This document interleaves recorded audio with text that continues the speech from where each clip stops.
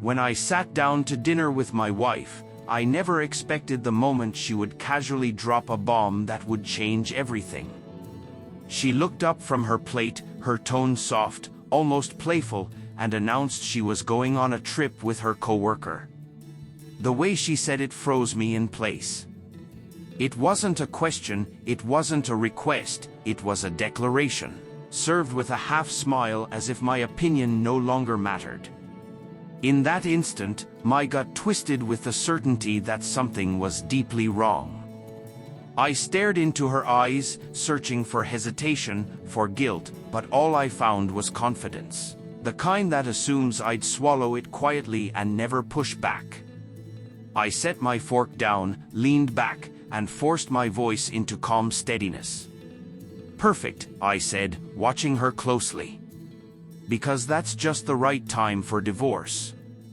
Her face drained of color so fast it was like the life had been pulled right out of her. At first, she laughed, thinking I was joking, but when she saw my lips weren't curling into a smile, the smirk faded and silence settled like a storm cloud between us.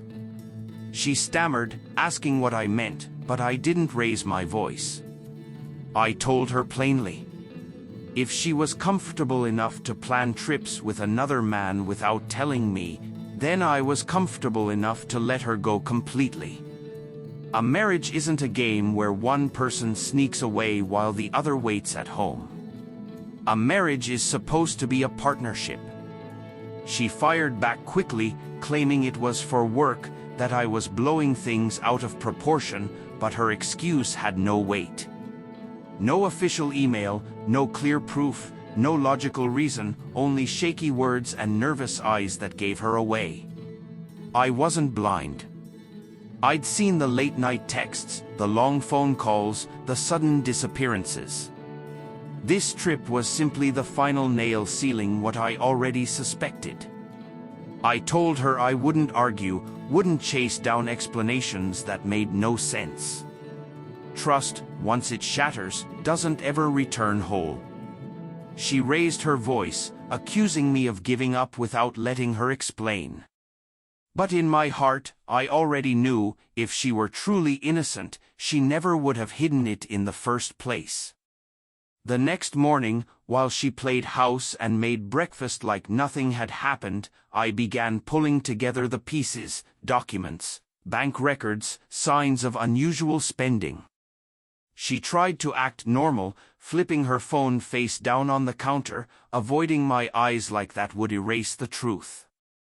When I calmly mentioned that I had already spoken to a lawyer, she nearly dropped the plate in her hand. For the first time, fear cracked her face. She realized I wasn't bluffing. I had lived long enough to recognize betrayal, and I wasn't about to waste years living in denial. She begged, pleaded that I not rush to a decision. She swore it was harmless, that it was just work. But I knew a truth that can't be softened: people don't hide innocent things. Secrecy is never the companion of loyalty. Days passed, but instead of proving me wrong, she only confirmed what I already knew.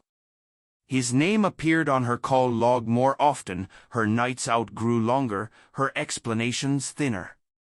I didn't scream, didn't slam doors. I let silence and calm resolve show her exactly where I stood, beyond forgiveness.